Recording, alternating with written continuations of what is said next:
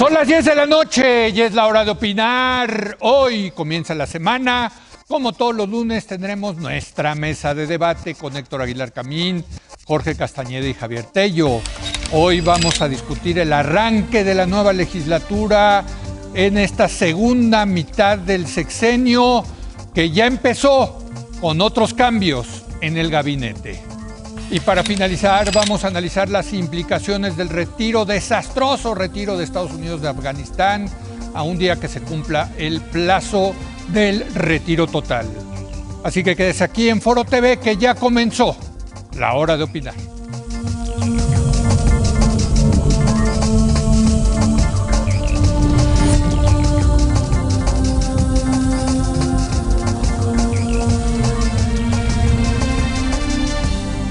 Muy buenas noches. Antes de comenzar, le deseamos una pronta y completa recuperación al padre Hugo Valdemar, quien desafortunadamente se contagió de COVID-19. Ánimo a nuestro colaborador. Bueno, entremos en materia. Van a comenzar ya los trabajos de la nueva legislatura, ahora con Olga Sánchez Cordero como presidenta de la mesa directiva del Senado y con el exgobernador de Tabasco, Adán Augusto López Hernández, como nuevo secretario de Gobernación. Este movimiento hay que entenderlo como parte de la lógica presidencial de mover las fichas conforme comienza la segunda parte del gobierno, que es la mitad menguante, donde los presidentes inevitablemente, inexorablemente van perdiendo poder. En Oráculos se ha publicado la más reciente encuesta de aprobación presidencial que ubica el apoyo de López Obrador en 61% contra el 36% que lo desaprueba. Vamos a hablar hoy de qué podemos esperar del Ejecutivo y el Legislativo y en general de la relación de la coalición gobernante con la oposición en esta segunda mitad del sexenio. Saludo vía remota a Héctor Aguilar Camín. Héctor, ¿cómo estás? Muy buenas noches. ¿Cómo estás, Javier, Jorge? Y aquí en el estudio, Jorge Castañeda. Como siempre. Y Javier Tello. Leo, buenas noches. Jorge, Héctor, muy buenas noches. Qué gusto, Javier. Oye, pues sí, o sea, lógicos los cambios, ¿no? Viene la segunda parte del sexenio. El ciclo sexenal es implacable, Javier, ¿no? O sea, sí va perdiendo un presidente poder, ¿no? Sí, creo que en general sí, creo que este presidente menos, por varias razones. Pero hasta este presidente, Hasta este presidente, claro. Por varias razones. Perderá menos, yo diría. Perderá menos poder por la debilidad de la oposición, perderá menos poder por la debilidad de su propio partido Morena, perderá menos poder por su estilo personal de gobernar, perderá menos poder por su estrategia populista, en fin, por varias razones. Creo que por su alto nivel de aprobación, que parece estar bastante estable. Llevamos como año y medio en el que he estado entre 59 y 61 en Oráculos, el agregado de Oráculos. Veremos qué pasa con esa aprobación, si se mantiene ahí el resto del sexenio, si empieza a bajar conforme va perdiendo poder o no. Pero sí, tiene razón, que irá perdiendo poder y perderá más o menos en función de qué pase con la oposición, de qué pase con Morena. Y está moviendo sus fichas. Para mí lo de Adán Augusto, no sé cómo lo vean ustedes, tiene que ver con que no consiguieron los votos en la comisión permanente para un periodo extraordinario. Es terrible desaire al presidente, ¿no? Bueno, terrible. También se empeñó en algo que no tenía mucho sentido. Pero cuando él se empeña en algo, lo saca. Pues, en efecto, ya no es el de hace 2 años y pico, primero. Segundo, pues ya la oposición tampoco se deja tan fácil. Es lo que habíamos ya discutido aquí varias veces, que conforme se va acercando la sucesión presidencial, los incentivos para los partidos que podrían aliarse con Morena y romper el bloque de contención, sobre todo el PRI y Movimiento Ciudadano, pues los incentivos para que lo hagan van disminuyendo. No le conviene al PRI ser visto o verse como comparsa de Morena, y a Dante Delgado tampoco. Y entonces no pudieron romper el bloque de contención y entonces pues no había cómo sacar el extraordinario. Pero lo mismo va a suceder con las 3 o 4 reformas constitucionales que quiere López Obrador. Le va a costar muchísimo trabajo porque no hay muchos incentivos. Tienen que ir solos. Es decir, pero solos no les alcanza. No, digo, tienen que ir O sea, el PRI, si no va con el PAN, PRD, ok, la y oposición, en su dices. caso Dante, Sí. pues es una candidatura Sí. de 10% si les va bien. Sí. Dante, si va solo, Para es la una presidencial, dices. con Alfaro, con el que sea, con el propio Dante Delgado, que por cierto creo que sería un muy buen candidato, él. Pero Claro. bueno, pues sí, yo así lo pienso. Pero en fin, tampoco es un candidato de más de 7, 8 puntos. Sí. Entonces, o se alían con Morena o se alían con el resto de la oposición. Y si rompen el bloque de contención, pues van a ir generando todo tipo de desconfianzas, de incertidumbre, de sospechas, sospechosismo, cada vez que voten con Morena. Por eso, por ejemplo, esto que la manera en que están presentando algunos colegas la designación de Rubén Moreira como presidente de la Jucopo, pues no, así que es una de facto alianza ya entre Morena y PRI. A mí no me convence. Yo creo que Moreira no es tan morenista como dicen. Creo que él es un priista de hueso colorado y que defiende los intereses del PRI, y yo no veo en qué cabeza cabe que los intereses del PRI consistan hoy en alinearse con Morena. Ahora, me queda claro, Héctor, que el PRI tendrá que tomar una decisión, pero a mí lo que me queda claro es que el presidente sí va a tratar de operar para jalarse al PRI a la coalición gobernante, si es que quiere sacar sus reformas constitucionales. Sí, naturalmente. Pero yo creo que tú tienes razón en el escenario fundamental. Esta es la mitad menguante del gobierno. De este gobierno y de todos los gobiernos sexenales mexicanos. Este es el hecho fundamental.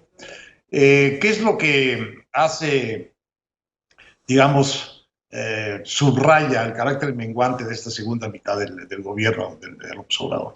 Bueno, que ha perdido el control político sobre el Congreso, tanto en términos de números de votos que tiene, como en términos de imponerse como un presidente fuerte, amenazante incluso si hace falta, sobre pues, los resquicios de oposición que quedó. Pero lo que estamos viendo es que esa oposición en este momento va a resultar bastante más complicada de manejar, precisamente por ser la mitad menguante del gobierno, que lo que fue en los primeros 3 años. ¿Por qué? Porque es una oposición que se va a ir estructurando en relación con la sucesión presidencial. Y ya cada decisión que toman en este momento es darle más o darle menos poder al presidente para que el presidente imponga a su sucesor en la elección presidencial. Y eso me parece a mí que es un incentivo muy poderoso para que la oposición se haga presente. Los votantes le dieron a la oposición en la elección suficientes posiciones para tener en las cámaras una actitud efectivamente compensatoria o equilibradora del enorme poder del Ejecutivo. Tienen todos los espacios suficientes para contener, para mostrarse primero como verdadera oposición y después para contener todo aquello que no les convenga que venga del gobierno. ¿Qué es lo que no les conviene de lo que venga del gobierno? Pues prácticamente nada les conviene, en nada les conviene acompañar al gobierno, porque la lógica de esa oposición es mostrarse claramente distinta del gobierno camino a la elección presidencial del 24. Entonces, toda convergencia que tengan con el gobierno la va a desdibujar como oposición. Y toda alianza efectiva que mantengan frente a las iniciativas del gobierno, pues obviamente la va a afianzar como oposición.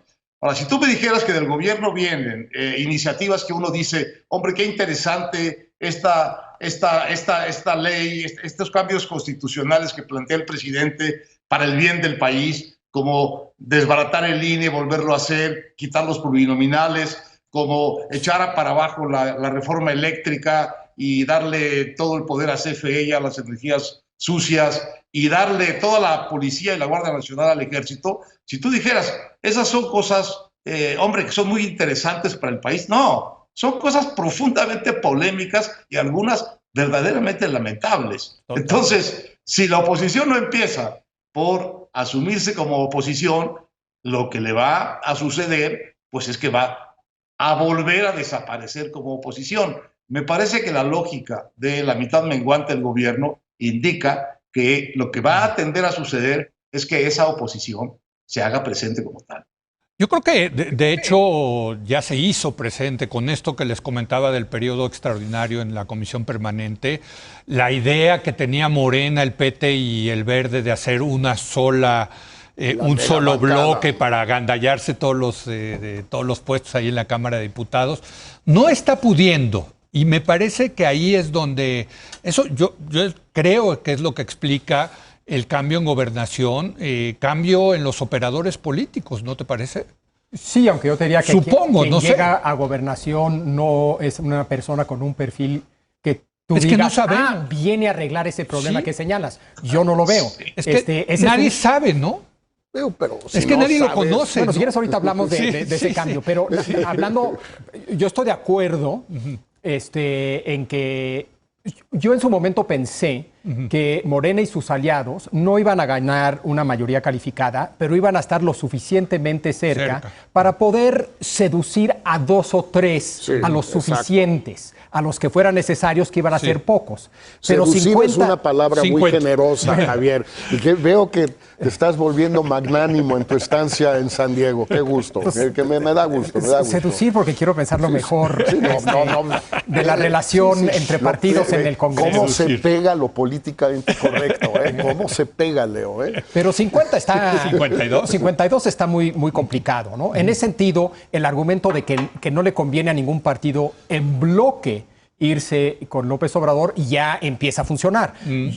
Antes yo te hubiera dicho, pero no necesitan en bloque al PRI, necesitan unos cuantos del PRI, con uno que otro del PAN, uno que otro del PRD, pero 52 son claramente demasiados. Ahora, mantener la disciplina de esa alianza también tiene sus retos. Y también tiene sus retos conforme se acerca la elección presidencial de 2024, totalmente, porque ahí también habrá enormes pleitos respecto a candidaturas, etcétera. Entonces, sin lugar a duda, de entrada enfrente a López Obrador en la parte menguante del sexenio, mayor oposición, una oposición más organizada, más disciplinada, que viene de una elección donde parece haber agarrado este momentum, pero vamos a ver qué tanto le dura y qué también lo aprovecha.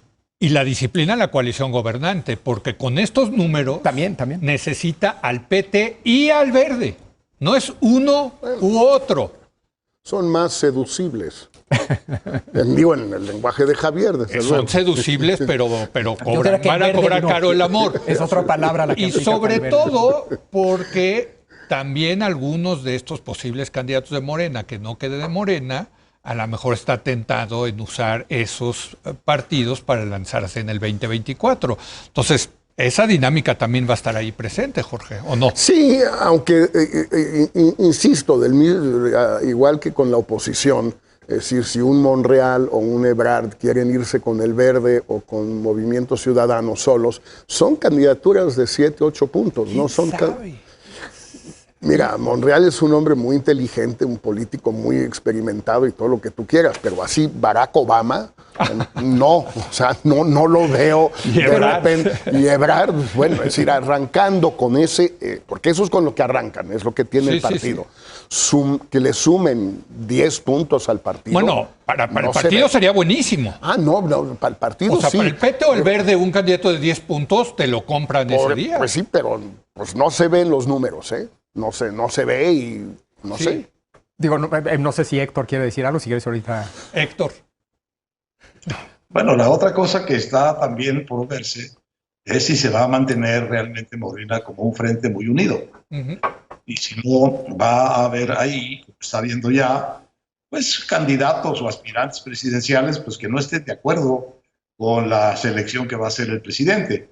Aparentemente el presidente ya ha hecho su elección de candidato presidencial, es candidata, es Claudia Sheinbaum. Sigo pensando que no sé si es un gran favor o un gran desfavor el que le hace, porque exponerla tanto tiempo a los golpes de ser la puntera, pues no va a dejar de ser costoso.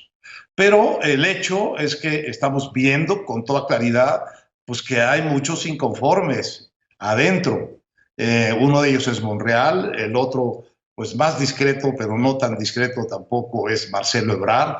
Y ahí están ya las opciones para ellos de si no pueden en Morena, entonces irse a buscar su candidatura presidencial en algún partido alternativo. Hay por lo menos 2 o 3 que pueden, digamos, sentir que ganan con la candidatura de Monreal o con la de Ebrard.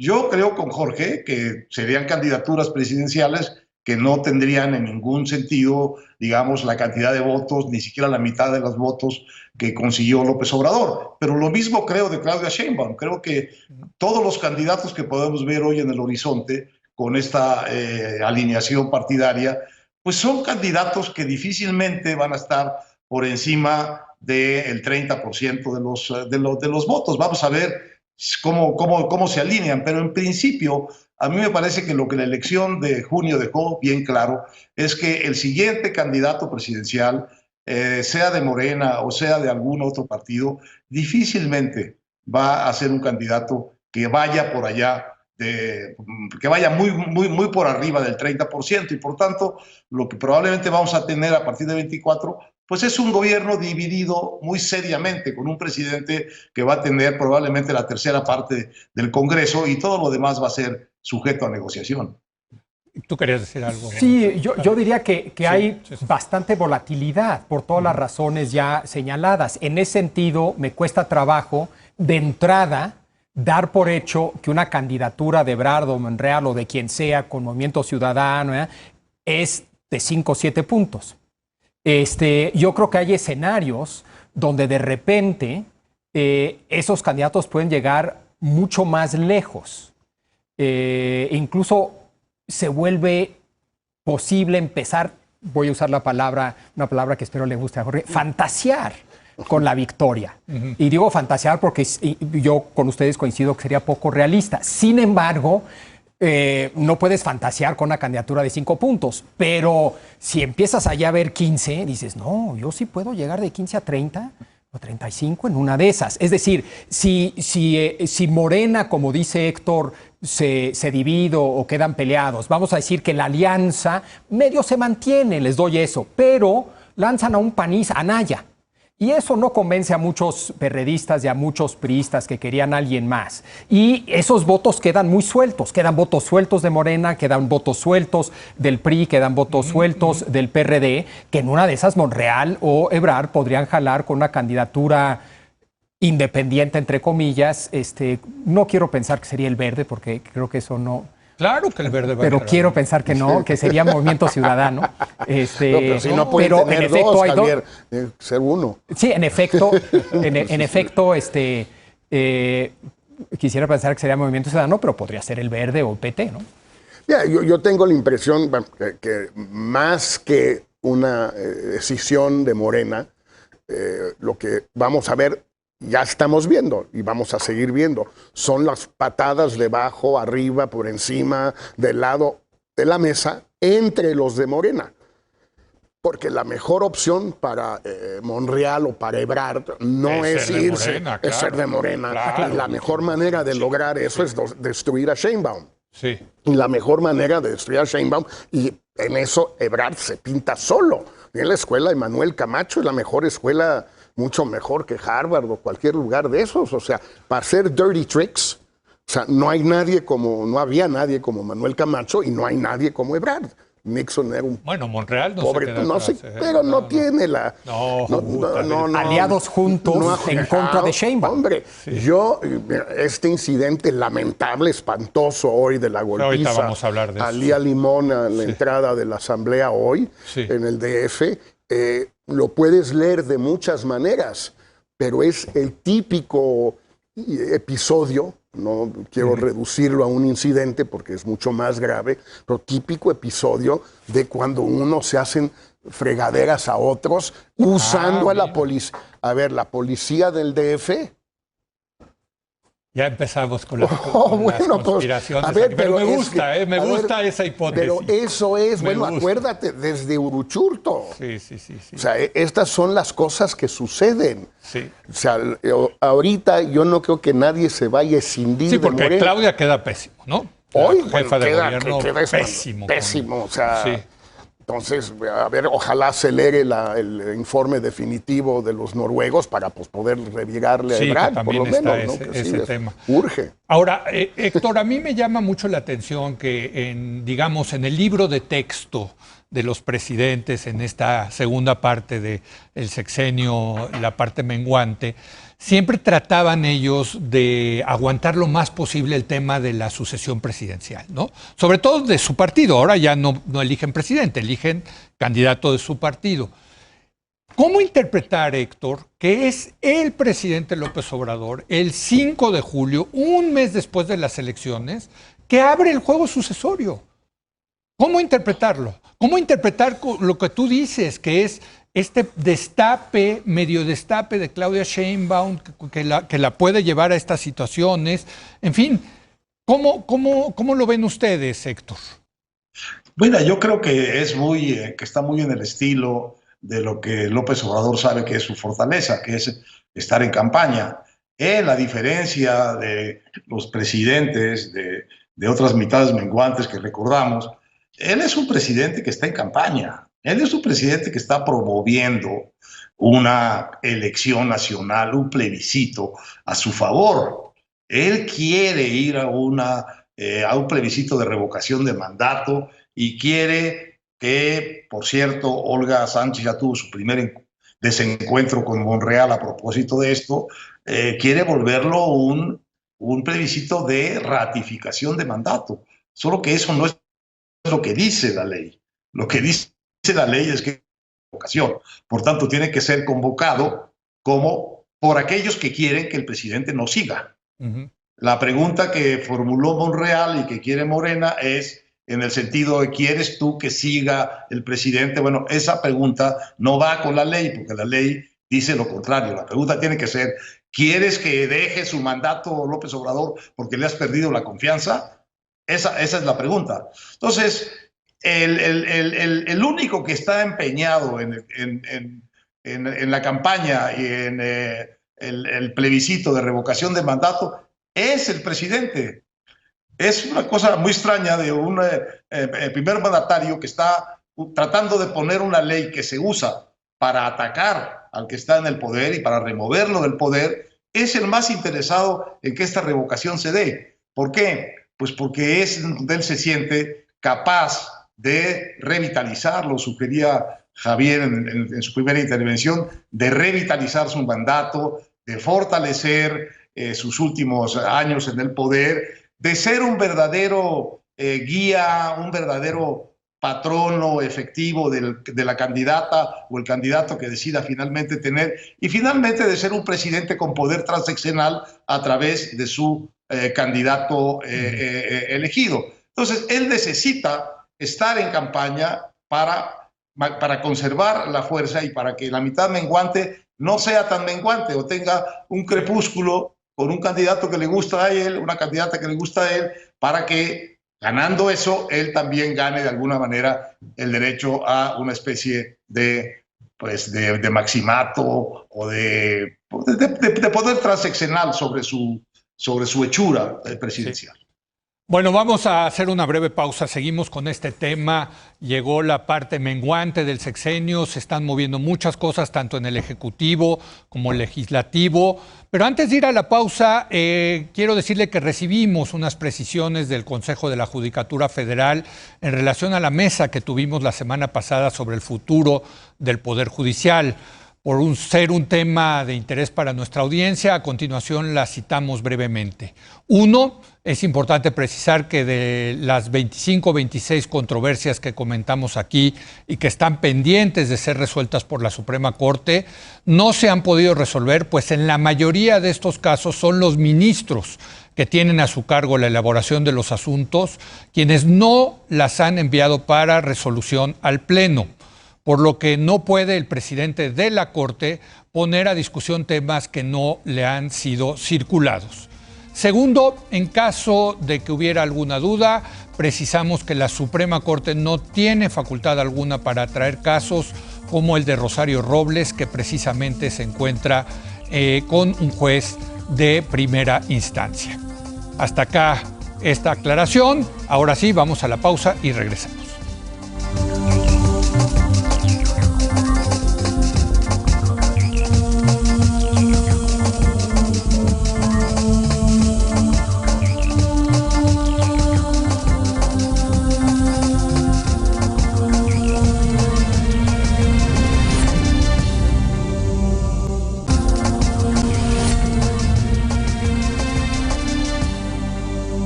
Oiga, está muy movida la política mexicana.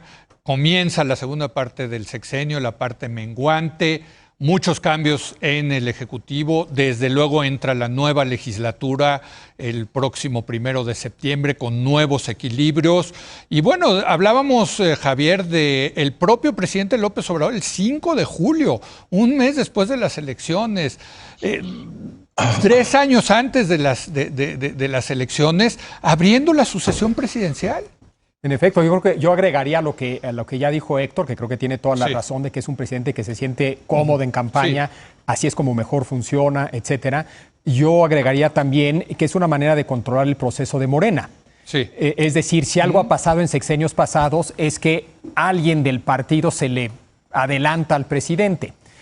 Fox en su momento lo hizo con el PAN, en fin, una y otra vez Calderón, una y otra vez lo hemos visto en sexenios pasados, y obviamente creo que López Obrador no quiere que nadie se le adelante, quiere controlar ese proceso, y una manera de controlándolo es como controla muchos temas, que sacando el tema en una mañanera e ir armando un discurso alrededor de su postura en esa mañanera, y creo que también es parte de la explicación. También no creo que vea a nadie dentro de Morena que amenace su figura. Es decir, un riesgo de adelantar el proceso es que lo eclipsen. Es que lo eclipsen, ¿no? Entonces, ante la realidad de estar en la parte menguante del sexenio, no lo adelantas para no apresurar ese proceso. Pero el en riesgo este caso es que la candidata podría ser claramente una figura supeditada al presidente, ¿no? Por lo pronto. Pero eso no creo que le preocupe, tal vez le preocupara a Claudia Sheinbaum, no creo que le preocupe mucho a López Obrador. Sí. Y en todo caso creo que lo ha hecho de una manera, quiero pensar que él piensa que la protege lo suficiente. La lista de nombres es muy larga, ahora ya muchos empiezan a meter incluso al nuevo secretario de Gobernación. En fin, yo creo que lo va a administrar eso de una manera que le va a dar el control. Y él sabe que en ese pleito que describió de patadas por arriba, por abajo, de los lados, lejos de la mesa, encima de la mesa, de todos lados, eso le funciona también a él porque él sabe que es el único que puede resolver esos pleitos de una u otra manera. Ahora, si alguien sabe de que las sucesiones siempre se le complican al presidente, eres tú, que escribiste un libro, La herencia, gran libro, por cierto, y siempre se les complica. A todos se les complica. O sea, todos, por más que sean unos grandes operadores políticos, les complica. Hay que recordar algo que es importante. Con la excepción de Fox, el último presidente que le pudo entregar a su partido fue Salinas. Fue Salinas, claro. Y batallando. Sí. Batallando. Bueno, le mataron un candidato. Eso me digo. Entonces, no es algo sencillo. Políticos muy hábiles, cada uno a su manera, pues trataron y no han podido, no pudieron. Entonces, López Obrador sabe muy bien, aunque no lo estudie, pero casi intuitivamente lo sabe, que no es un asunto sencillo entregarle al que tú quieras. Para empezar, yo creo que ese es un tema fundamental. Y segundo, tiene que saber que el fuego amigo es realmente la tónica de toda sucesión presidencial en México. ¿Cómo tumbas al otro? Porque las decisiones, pues con la excepción quizás de Cuauhtémoc en 88, 87, 88, pues no prosperan, no han prosperado desde Almazán, desde Enríquez Guzmán en 52 y así sucesivamente. Para salirse del partido. Pues no han prosperado en ninguno de los casos. Pero es el sistema priista. Bueno, pero tampoco han prosperado en estos últimos... ¿Sabes dónde han prosperado muchísimo? En los estados. En los estados ha habido mucho. Digo, el propio Monreal es una decisión. Bueno, el Bronco. ¿No? Digo, Sí. el Bronco, por supuesto, y muchos más. Sí, muchísimos. Eso sí, pero a nivel presidencial, sobre todo, tienes el problema de que tienes que construir un candidato muy poco conocido por la gente. Tomemos a Monreal. Sí, sí. Monreal da de tener un reconocimiento de 15%, 20%, no más. Bueno, lo tienes que inventar, lo tienes que construir. Para eso necesitas lana. Pero Citizens United ya no se puede comprar tiempo de tele. Qué bueno. Yo digo que no, pero en fin, es otra discusión. No se puede, no lo inventas de la noche a la mañana. Hay uno al que no tienes que hacer nada. Ese entra naturalito sin ningún problema. Lázaro Cárdenas. Sí. Ese no tienes que inventarlo, no tienes que sacarlo en la tele, no tienes que hacer nada. ¿Ya lo estás metiendo en la No, yo no. en la lista? Hay quienes, pero bueno. ¿Sí? Pero en todo caso. Tú traes una lista. ¿Te has dado cuenta que trae una lista muy extensa? Pero Leo, es que no tengo otra cosa que hacer. Entonces me dedico a esto. Me encanta además. Es muy peligroso hacer listas, nada más. No, es muy divertido. Héctor. Mira, hay un rasgo que me preocupa en esta mitad menguante, porque quiero seguir con eso, del presidente, y es que conforme se le van haciendo más difíciles las cosas, va de pronto como tomando posiciones más duras. Entonces, pronto empieza a perseguir a Ricardo Anaya, quiere forzar una solución para un periodo extraordinario y resolver lo de la revocación de mandato. No le sale, entonces decide quitar a su secretaria de Gobernación y mandarla a pelearse con Monreal, a disciplinar a Monreal, al que siente que se le está saliendo del huacal en el Senado. Y en principio el tono es, si ustedes no vienen por donde nosotros queremos, nosotros hacemos una megabancada. Y hoy en la mañana, pues un incidente que realmente es absoluto, es simplemente inaceptable, de la dureza con que procede la jefa de gobierno con los alcaldes electos. Están tomando decisiones en el Congreso local de la Ciudad de México para alterar normas que van a debilitar a las alcaldías en varios rubros de tipo policial, de seguridad, de tipo inmobiliario. Y para hacer eso, hacen un resguardo de granaderos para que nadie pueda entrar, ni siquiera los diputados de la ciudad que querían entrar. Y hay en este empujón, en este forcejeo de los alcaldes electos que quieren entrar a la sede, y ahí se hace el zafarrancho y le dan un golpe a Lía Limón y le rompen la nariz, le abren la nariz y vemos a esta alcalde electa sangrando por un golpe que le da un granadero, un policía de la Ciudad de México de la que ella ha sido electa autoridad. No es un detalle menor. No. Es un detalle terrible, del mismo modo que es terrible el detalle del imbécil con uniforme de la autoridad que en un zafarrancho contra migrantes en el sur le da una patada en la cara a un migrante que está en el suelo. Sí. No son asuntos menores. Son asuntos de extrema gravedad en términos de cómo se endurece el sistema político, el momento, más que el sistema, el ambiente político, y cómo ante la evidencia de que mengua el poder, aparece la tentación de ejercerlo de más y aparecer como incluso si hace falta, como alguien amenazante, y en el caso de los alcaldes, físicamente fueron amenazados y lesionados, por lo menos una de las alcaldesas electas.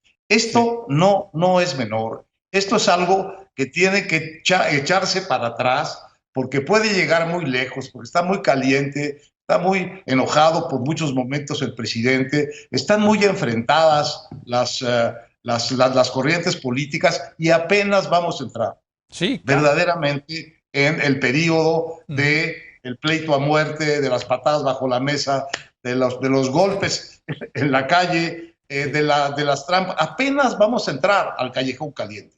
Y me parece que valdría la pena echarle un poco de agua fría a esto antes de que pues siga como va. En ese sentido entra, y creo que tenemos que hablar del cambio en gobernación, ¿no? Entra el gobernador de Tabasco. Yo desde luego no conocía nada del gobernador, tengo que decirlo. He estado leyendo y lo que he estado leyendo en las columnas son dos cosas muy diferentes. Hay quienes lo ponen como un gran negociador, un tipo de diálogo, de pluralidad. Hay quienes lo ponen como un tipo muy autoritario que ha hecho reformas muy duras allá en Tabasco. ¿Qué quiere decir esto? Pues que no sabemos quién es Adán Augusto, ¿no? O sea, no sabemos. O sea, ¿Y estás segurísimo que importa mucho saberlo? Bueno, esa es la pregunta, ¿no? O sea, Perdón, Javier. No. Bueno, ese es un primer punto, ¿no? Que este presidente López Obrador, el presidente López Obrador es de los presidentes que más cambios ha hecho en sus primeros 3 años en el gabinete. Y también yo diría que es el presidente cuyos cambios menos han importado, en el sentido no, otra vez, por un estilo personal, por una visión de la política, por muchas razones. Pero en ese sentido no le convenía dejar a Olga Sánchez Cordero, si era irrelevante. No, claro, hay algo que explicar porque tomó esa decisión. Claro. Pero creo que no hay que leerla como se leían antes. Los cambios, no solamente o con otros presidentes cuando hacen cambios en el gabinete. Pero fíjate, puede ser nada relevante o muy relevante con este presidente. Yo diría que con este presidente, en general, los cambios en el gabinete han sido menos importantes. No quiere decir que no son importantes, uno. Y dos, gobernación como secretaría en este gobierno es una secretaría mucho menos importante que la anterior. Ambas pero cosas. Se habla del poder menguante de Julio Scherer como consejero jurídico, como el hombre, el gran operador, y que estaría pasando ese poder a la Secretaría de Gobernación. No lo sabemos. Hay muchos rumores por ahí. Claro, Javier, claro. No, de acuerdo. Y el hecho de que no lo conozcamos, a mí, todos aquí creo que recordaremos a gente que de repente llega al gabinete y todo el mundo decía, ¿y quién es? Sí. Y ahora son muy conocidos y resultaron ser muy eficaces, en fin. Sí. Entonces, el hecho de que no lo conozcamos no significa que no es nadie, entre comillas, ¿no? Bien puede ser, en efecto, alguien muy capaz, con enorme cercanía. Pero para entender entonces, ¿por qué el cambio? O sea, si no importan los cargos, ¿para qué el cambio? Yo sí mantengo que importan menos que en otros sexenios, yo sí creo que es una realidad. Por el estilo personal, la visión de la política de López Obrador, etcétera. Pero sí, en efecto, yo sí creo que tiene que ver con lo que queda del sexenio y de operación política. Y un tema, no de lealtad, porque yo creo que Sánchez Cordero fue leal. Totalmente. No es un tema de lealtad, creo que es un tema de cercanía y tal vez de subordinación y de que él pueda ser alguien que hable por el presidente en un sentido más directo de lo que pudo haber sido Olga Sánchez Cordero. Mira, yo creo que el tema aquí, lo que dice Javier, no es que Olga era una secretaria florero, ni que Adrián va a ser un secretario florero. Es una secretaría florero. Primero porque López Obrador obviamente... No lo fue el sexenio pasado. No, bueno, pero es que... No, pero ve las diferencias. Es decir, Calderón tuvo a un CISEN que le reportaba a él, tuvo a Muriño un ratito en gobernación, pero pues pasó lo que pasó, y tenía a García Luna en seguridad. Todo eso Peña lo cambia, en parte como consejo de la gente de Calderón o del PAN. Entonces, le devuelve el CISEN a Gobernación, a Osorio Chong, y a la policía, a Osorio Chong. Bueno, esa era una secretaría muy poderosa. Tenía canicas para hacer cosas, travesuras, buenas, mal, lo que tú quieras. Esta secretaría no tiene nada, no tiene el CISEN, no tiene la policía, no tiene dinero, no tiene... Operación política tampoco realmente la tiene, se hace desde Palacio Nacional. Se hace en Palacio. Entonces, la verdad, ¿quién es el secretario de Gobernación? Da un poquito lo mismo. Y las razones del cambio, pues pueden ser es que dice Javier, muy probablemente lo sean, pero a mí me parece que no importa mucho. Quizás haya un elemento que tenga que ver con la sucesión, a saber que este es el secretario que quiere que en la medida de lo posible en Gobernación ahorita, cuide, proteja, arrope a la jefa de gobierno, a la candidata, pues, para que pues, estos golpes que vienen, si no es que ya han empezado, pues pararlos en la medida de lo posible. En la medida de lo posible. Ya empezaron. A ver, una última conclusión sobre esto. Hijo, va a estar buenísimo, ¿eh? Vamos a tener temas en la hora de opinar. Eso. Divertidísimo. Divertidísimo, Mira, Héctor. Yo lo leo un poco en el rumbo de algunas de las hipótesis de Javier. Yo creo que el presidente se contrató aquí o nombró aquí, más que un secretario de Gobernación, a un mensajero personal. Este secretario de Gobernación es el que va a llevar los mensajes duros, los mensajes claves que el presidente quiera transmitir a las fuerzas políticas. Y todo el mundo va a saber con absoluta nitidez que eso que dice ese secretario viene del presidente.